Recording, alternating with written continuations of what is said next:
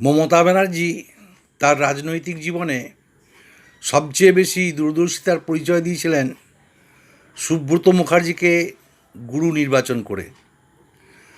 পশ্চিমবঙ্গ কংগ্রেসের আর কোনো নেতাকেও তিনি যদি গুরু হিসেবে বরণ করতেন বা তার অধীনে কাজ করতেন, তাহলে আজকের মমতা ব্যানার্জি হতো কিনা যথেষ্ট সন্দেহ ছিল।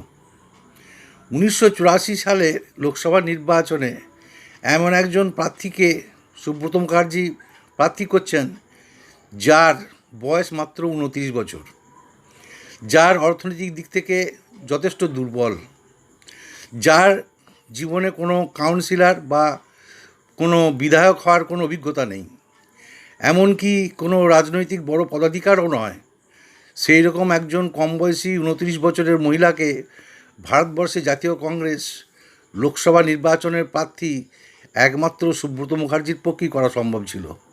অন্য কোনো নেতা মমতা ব্যানার্জির জন্য এতটা আগ্রহ দেখাতেন না বা চেষ্টাও করতেন না। একমাত্র ব্যতিক্রম সুব্রত মুখার্জি।